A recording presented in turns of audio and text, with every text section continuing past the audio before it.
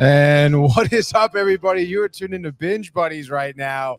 I am your host and producer for the day. You see Mike and Renee in the house right now. And you are listening to Tony. And here I am right now on screen. What's up? So glad you guys are tuned in here. Sorry for the little bit of a wait. Derek Ho, by the way, right on cue says hi there at the top of the show. Derek Ho's Corner 2013.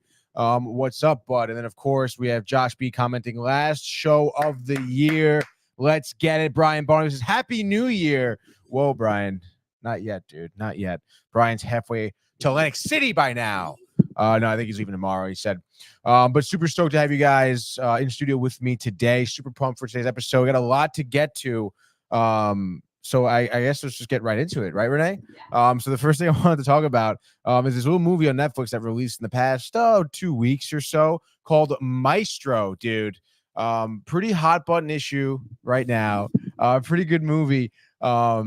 Topical movie as Renee slyly exits the studio, closing the door behind her, takes her tea and leaves. And then, of course, so this movie Maestro, right, came out on Netflix, like I said, about 2 weeks ago, I want to say.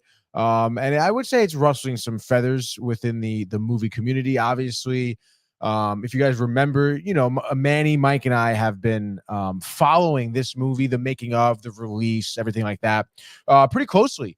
Ever since its initial, I guess, announcement, trailers, whatever we've watched here. And this movie has gotten backlash from the get-go, really. This movie being basically a biographical, piece of Leonard Bernstein's life, dude. Yeah, there it is. Fits good, feels nice, green. Yeah. Oh wait, there it is. You're wide open now. Are we in chat? Chat, you see? Yeah, what's up, TikTok? TikTok. Shout out to TikTok, by the way. We are live on TikTok. If you guys haven't known, we're in their Instagram as well. We got the people in there. Appreciate all you guys tuning in. TikTok Live, pretty fun. I think if you guys aren't aware of it, at home, if you're watching any other platform, TikTok Live is pretty cool. You want to check it out, try it out. It's pretty gnarly, dude. But anyway, So yeah, Leonard Bernstein here. Pretty obviously phenomenal career. Hey Renee, can you do me a favor? Can you replace the battery in this camera? The one, yeah, EOS R right here. Thank you. So Leonard Bernstein, if you guys didn't know, was the first American-born renowned orchestra conductor, yes.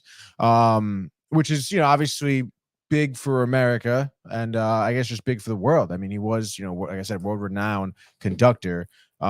This was,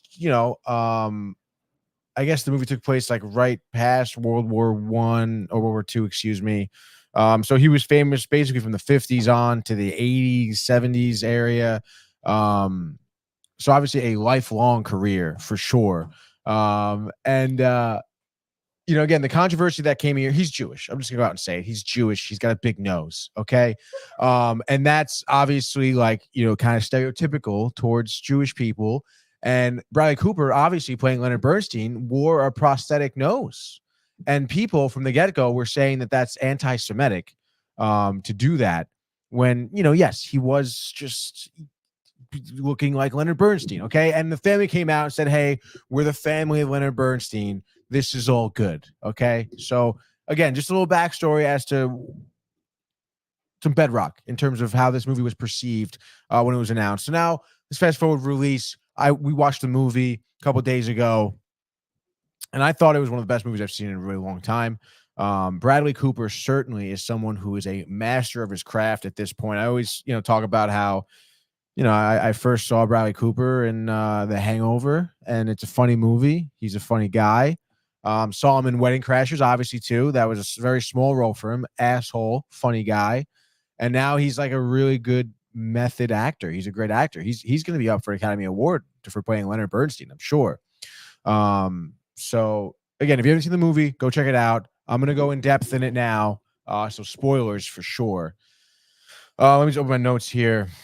So here we go, dude. Starting the movie off, we actually start off in what is kind of, you would assume, close to present day, Leonard Bernstein, old, in his house, which, by the way, the movie predominantly filmed in Fairfield, Connecticut. because that's where Leonard Bernstein's house is. Say that again. It's predominantly filmed in Fairfield, Connecticut, which is where Leonard Bernstein's house is. Let's go. Fairfield on the map yet again. Yes. Fairfield's finest here, folks. Yes. Sorry, TikTok's in my... That's fine. Renee, would you do that light?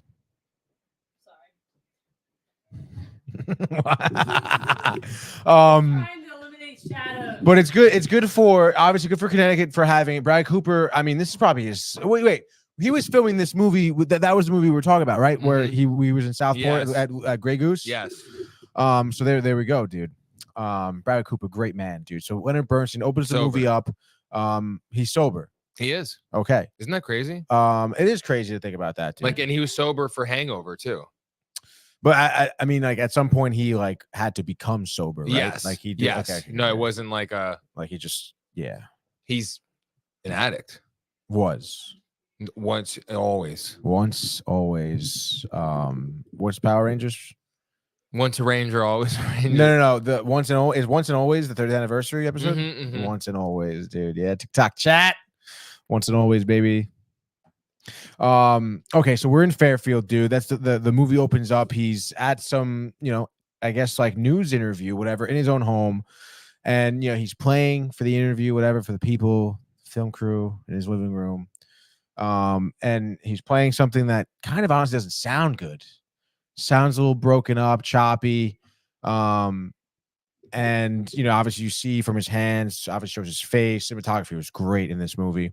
And you see that he's old, and he goes, well, to answer your question, yes, I miss her dearly. Obviously talking about his wife, who we know passed away. And then all of a sudden it cuts, bang, dude, we're in black and white right there. So a hard cut really jolts the senses, I think, anyway. And then, like I said, you transition to black and white. He gets a phone call. It's a dark room. It's him. You see he's younger now. Leonard Bernstein, younger, and he gets his call. This is his big break. So this is where they enter the movie, basically, during his big break, which is, by the way, totally true. This movie, from what I've seen, very historically accurate. And we'll get more into that after I kind of talk about the movie. So like I said, pulls you in right away. We're in the black and white. You're kind of a little distraught from that big hard cut, and then it's quick. He's like, you hear him on the phone. Oh no, it's terrible. Oh, I can be there. Yeah. And that's the first thing. I spoke to my brother about this too. You have to kind of get over that they talk stereotypical 50s people. Oh yeah, see, yeah, and I was over there in the bar. Like Leonard kind of talks like that. Oh darling, yeah. So you have to kind of like get used to that, which is fine. Brad Cooper does a great job, whatever. So his big break, and then he's up, and he's kind of like, all of a sudden you get like, Mike, you'll know this. Remember, that scene in that movie Soul, where he's walking to like the beat of drums, and he's in the hectic city, and the drum is like the beat of the city. Yes, they do like a scene like this for him getting up, getting ready in the tux, whatever, because he's being asked to go conduct this orchestra. Find out on the phone, it's the New York Philharmonic. Yeah. So this is, again, completely accurate. His big break was New York Philharmonic, by the way. Obviously, the New York Philharmonic is like New York's orchestra, dude. Like, it's a big deal. He gets a call middle of the night. Hey, conductor fell ill. You got to come in. No rehearsal. And conduct this orchestra at New York Philharmonic. He says yes. He comes in. No rehearsal. Kills it, dude. And that's how his name gets splattered across the world, bro, for his performance, which is pretty crazy. We rise to the occasion, Leonard Bernstein. But so that scene was dope, dude. Black and white, a lot of like swooping. I felt like I was in a 50s movie. It brought me back to that time. Like Singing in the Rain type of movie, make him laugh. Like, it's all with the drum and the beats and stuff. It's awesome, dude. And then he does the conducting. Great job there. And you get into a little glimpse in terms of what type of person he is, because he keeps straining and no rehearsal. No rehearsal. But yeah, so that's dope, dude. And then it kind of from there develops to him becoming famous, writing some, composing some plays, whatever, for Broadway or whatnot. But this movie really is, again, I thought it pulled me in really well. A big like issue people had on, like, people were going on Twitter. John McCain's daughter was like, yeah. I don't know if you know about it. I guess she hosted The View for a little bit. Yeah. Loser, bro. Yeah. She's like, I fucking watch 15 minutes. I had to turn it off, waste my time, whatever. First of all, if you can't like Give something 20 minutes, a half hour, especially a movie like this. 15 minutes. Like, what's your attention span, you fucking loser, dude? So I mean that saddens me as someone who appreciates film, which is a long format, that really saddens me. Because like I said, this movie really pulled me in from the get-go. Right? Again, like just the view of what Bradley Cooper looks like, the way he's acting right away, the I don't know, dude. Maybe I'm just like, I don't know. Maybe I'm just a fan of Leonard Bernstein to begin with, but I mean, I was into the movie from the get-go. We'll get into some problems, whatever, dude. So other things. Oh yeah, there was this overhead running shot in that beginning sequence that is pretty interesting. I've been finding that overhead running shot. It's like, where it starts, like you're running almost at the camera, and then it kind of go, booms up and then over, but then still follows you. Which is pretty intense, camera maneuver, but it works, dude. It obviously, you have to have a talented crew to execute that. Camera operator, actor, lighting people, whatever, dude. So, pretty interesting. This was very much, I think, a high quality piece of art, this movie. I mean, again, it's like you're covering such a historical figure that has such a prominent like imprint on a certain, I guess, community of people, on a certain culture. This guy wrote West Side Story. Like that movie just got remade by Spielberg, recently, dude. Not to mention, you talk about his actual accolades as a conductor, like in classical music. He's done some pretty crazy stuff. New York Philharmonic, that example is one of them right there. But this movie does a phenomenal job, I think, in telling Bernstein's story in a way we really haven't been told before. Again, Leonard Bernstein, like I said, sorry, I'm just distracted by one of these movies that's in our studio, dude.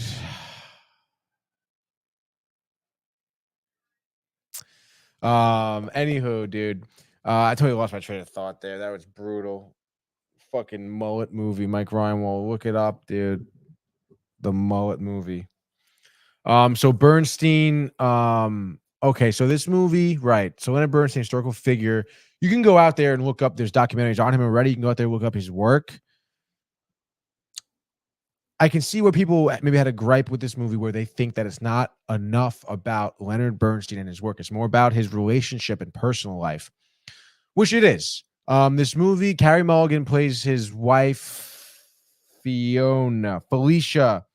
And it's, it is pretty evident that this guy, Leonard Bernstein was a closeted homosexual. Obviously this is a certain time frame, a certain decade where, that stuff in the public eye wasn't really dealt with well. So he had to hide his homosexuality. He was told at an early age, if you're going to be famous, you have to conduct yourself in a certain manner to the media. Which was exactly the truth. He was getting advice from someone, that was just trying to protect him and give him a heads up. In the movie, they showcase this, not only being a homosexual, but also being Jewish too. This was at the end of World War II, is when this started to take place. So you can imagine, a lot of the feelings of people who were Jewish, in the country and around the world, even too. So, it's obviously, he's a victim of his own, he's a victim of the time as well, which is fine, dude. That little big league is distracting me. I can't even focus right now. This is crazy, dude.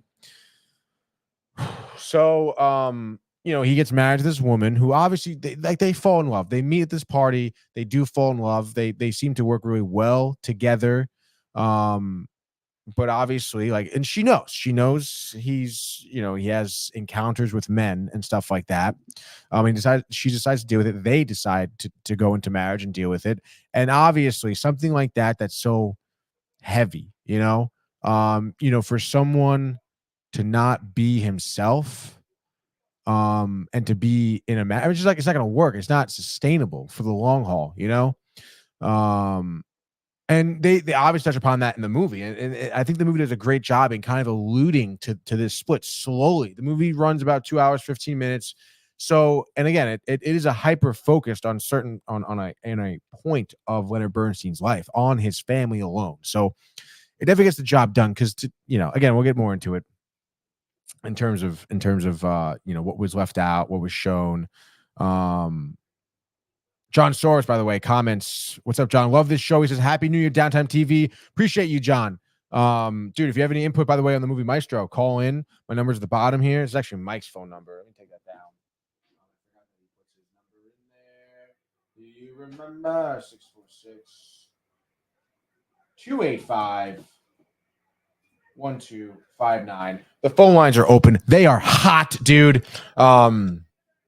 Let's get that calling in there about Maestro.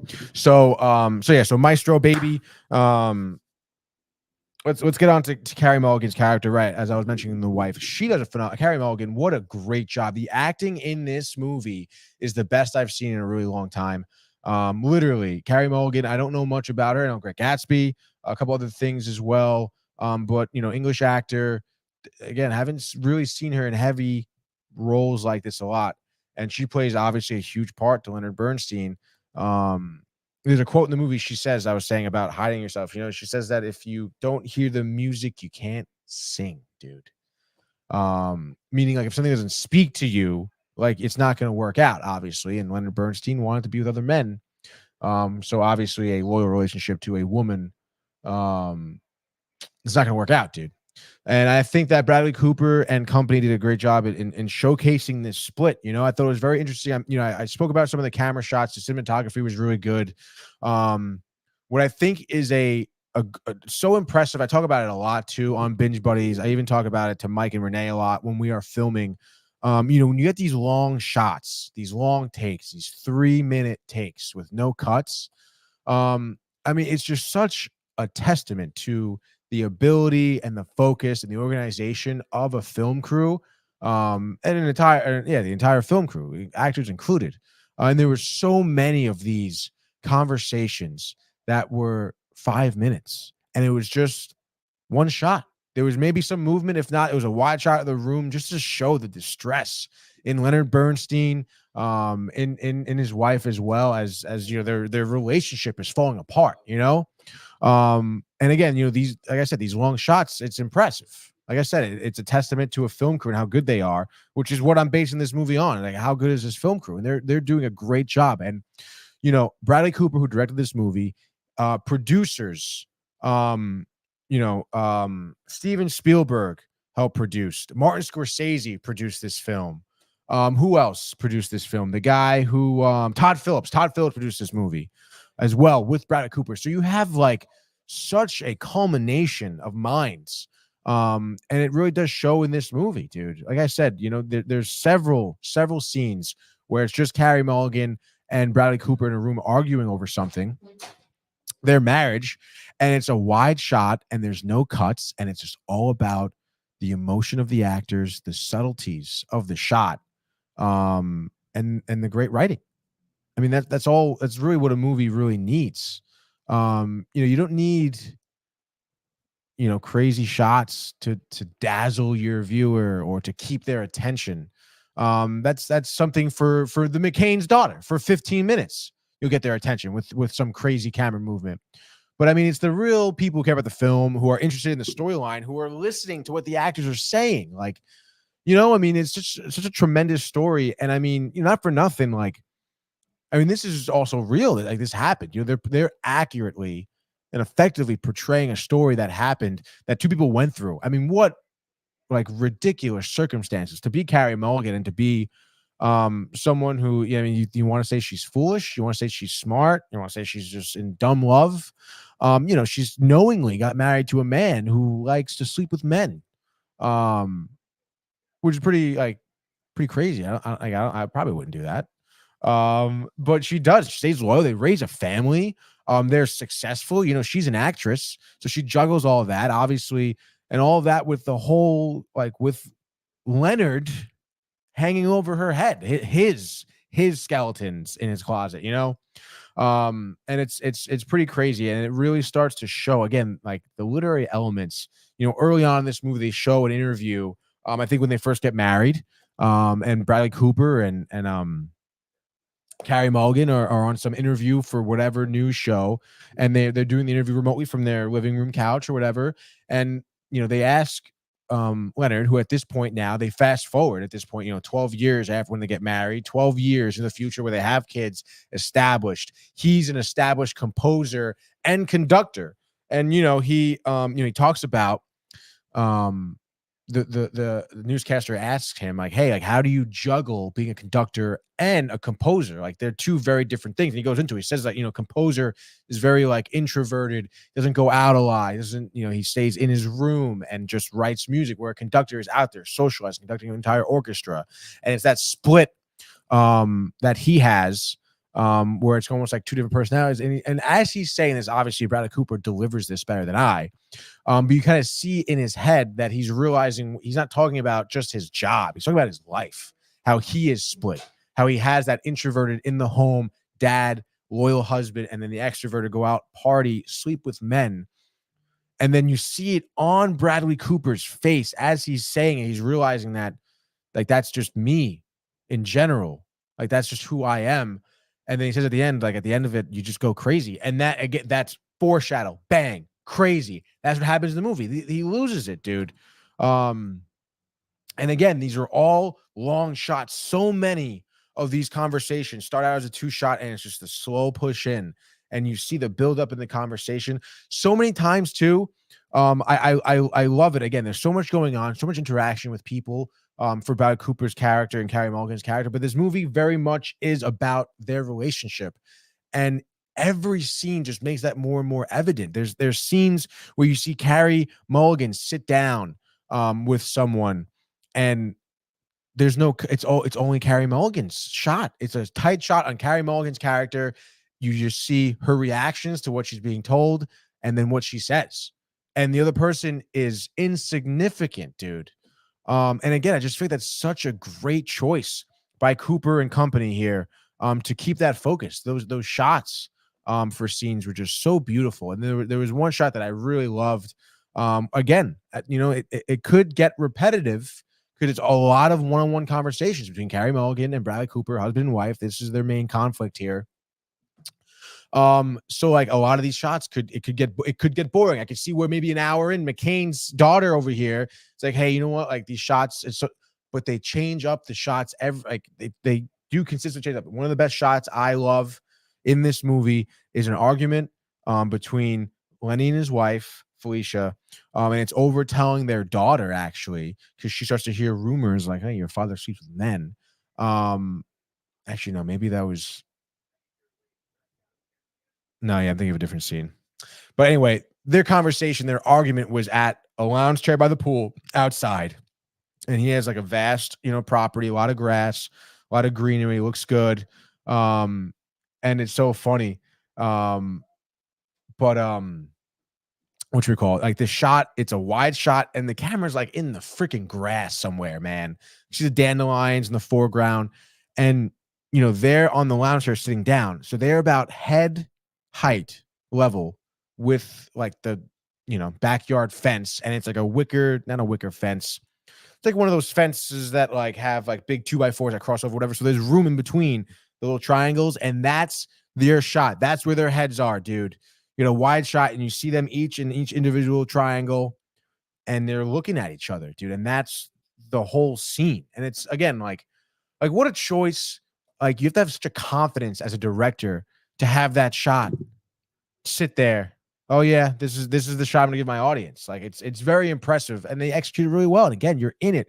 You're so far away visually from like Bradley Cooper, from the actors. You're so far away visually that you're almost like you lean in. Like I'm leaning into my TV to like almost hear it because I feel far away, but I want to hear it. And obviously the audio comes through as if you're sitting right next to them. So you're just so locked into this fucking movie, because of the simple, classic cinematography of this movie, the great acting, like I said, the great writing. You can't this movie. It should be up for Best Picture, I think. Um, and I'm trying to see what else in my notes now. We did the 12 years. Bernstein handled the limelight, how he needed to be perceived, split into two. The extra line did that. Oh my gosh, yeah, bro. And obviously, again, we're let's just be in reality right now. People who live a lie, I mean, it normally just doesn't pan out for you. Like just it doesn't work. Either you just fucking go crazy or you fumble it. The public knows, and it's a big kerfuffle here. Because it doesn't work, dude. It's not sustainable. These living two lives is not sustainable. You almost always get caught, my guy. Look at history. Look at history, dude. Leonard Bernstein being a part of that history. So there's a scene that, of course, they're super stupid freaking rich, the Bernsteins here. So they have a big party, and they're in a Manhattan apartment, whatever, dude. Freaking apartment. Oh, God, so beautiful. I can't wait to have an apartment on like Fifth Avenue overlooking Central Park, penthouse suite, freaking loft, whatever, dude. So they're in this party, and obviously, Bradley Cooper, it's known that he likes to sleep with men. So yeah, this is it, dude. So he meets this guy at the party, and it's so stupid. Talk about slipping up. You can't handle the split life, So he is literally like, his wife catches him making out with this guy, and she, again, knowing that this is what she kind of bought into, just says to him, "Lenny, fix your hair, getting sloppy." And again, I think that's like a huge scene, a huge part of the movie to show like that.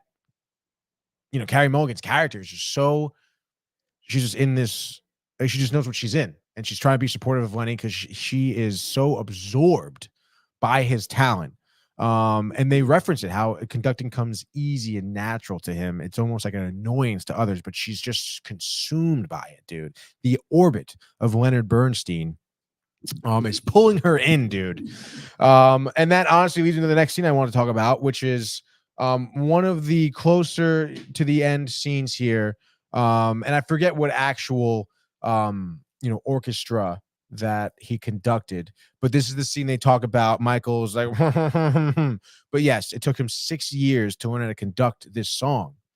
And again, expert cinematography, expert acting. It's one shot on Lenny for 6.5 minutes of no mistakes. Like that's the take, dude. And if you fuck it up, there's no cuts. Oh, we can pick it up here. No, like you go 6.5 minutes, and you do it perfectly, dude. For everybody, again, testament to an entire film crew on how they do that. It's so impressive.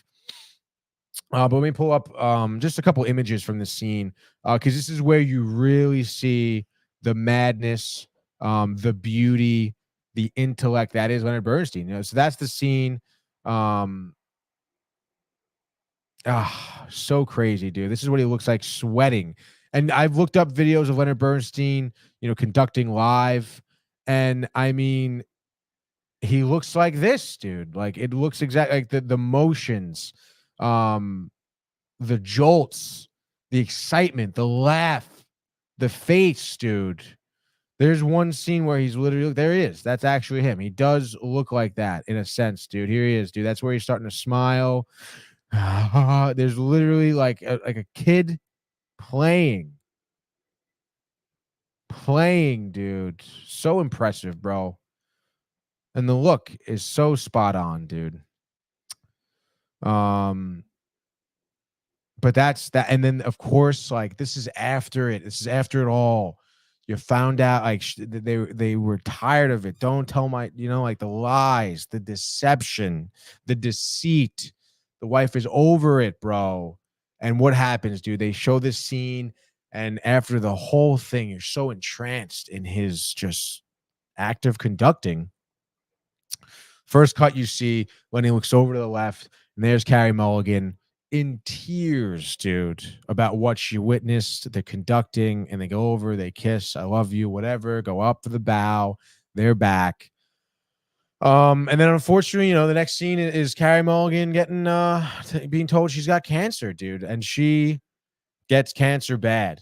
It's tough, dude. She gets the mastectomy, doesn't work. Oh my goodness. Again, another scene. Carey Mulligan comes in so clutch in these next two scenes. The scene where she's being told, that she has cancer. It's Lenny and her in the doctor's office. And I mean, she just breaks down, dude. Brutal scene. And then the next scene, they fast forward where she's, lost her hair. She's kind of wearing that bandana thing going on, and she's sitting with some friends, and she's like throwing up some blood. She's coughing up blood. It's killing her, dude. She's dying. And her friends are just there to visit. And it's just like, oh my. And then from the get-go of the scene, you feel the uneasiness of the friends, because it's not a great scenario. You're talking to someone who's going to die, and you're just trying to be there to see them, like read them their last rites.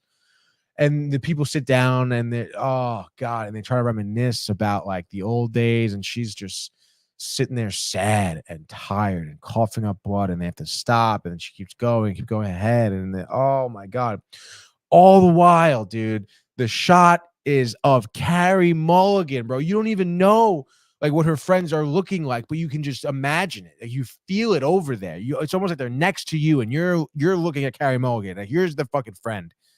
And it just pushes in on her the whole scene. It's like 3 minutes of her friend telling a story, and it's just Carrie Mulligan looking like death, bro.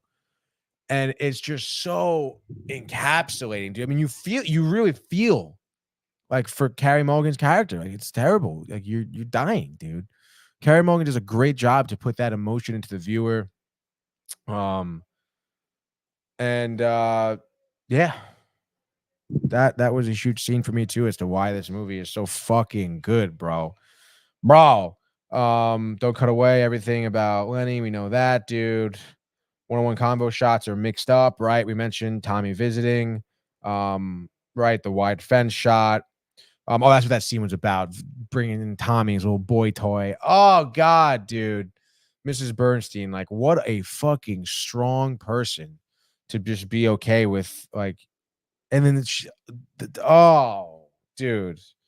And then yeah, so like, yeah, obviously, again, another classic movie with a lot of good names attached to it. You're going to see some literary elements, one of which was symbolism being one of them. I mean, the more and more you saw Carrie Mulligan's cat Felicia and Lenny together in the movie, the more they split apart. That was the arc of their storyline. Like, they were drifting apart, and it was interesting to me because I've noticed that a lot of the scenes where they are first together, dude, they're close. Like, they are physically close together in love.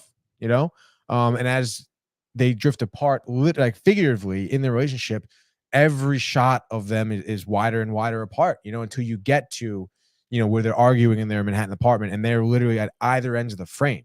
And they're yelling at each other. So again, symbolism like that, it just things that caught my eye. The long takes I talked about, Thanksgiving argument, the cathedral performance in the back we just talked about. Yeah, best acting, great writing, a top movie, I would say. I give it a 9.4 out of 10. And yeah, dude, a lot of people, like I said, thought it was hard to get into. From what I'm seeing on Twitter, McCain's daughter being one of the more outspoken people about it, because she's someone who has some relative fame and following, that said she watched 15 minutes of it and couldn't get into it. But Jesus Christ, dude, I mean, like, what kind of, oh wow, I play guitar for 15 minutes, I'm not good, I'm not gonna keep doing it. Like, what are you talking about? It's stupid, dude. That's your attention span, 15 fucking minutes. I mean, obviously you have no respect for acting, or you have no respect for movies. You have no respect for movies or the people who make movies. That's what you have. You have no respect. So it's pretty intense, dude. But whatchamacallit, I guess you could say that. I mean, it's tough, dude. Leonard Bernstein, obviously a long life. Like I said, they skimmed over 12 years. They didn't talk about Leonard Bernstein for 12 years. They went into his family life. Like, that's just how the movie went. That's what the movie told. And a lot of it, yes, they left out, but a lot of it I thought was covered. They used actually like news reports to talk about, like subtly in the background, to talk about, like, to give the viewer hints in terms of what year it was, where Lenny and his wife were in their careers, stuff like that. So again, if you're paying attention, which you should be, you're listening, I mean, you would pick up on these things.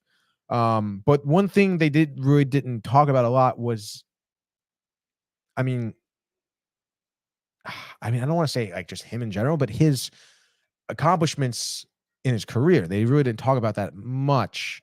He wrote West Side Story. I talked about that. That's probably his biggest thing he's done for cinema. Didn't talk about that.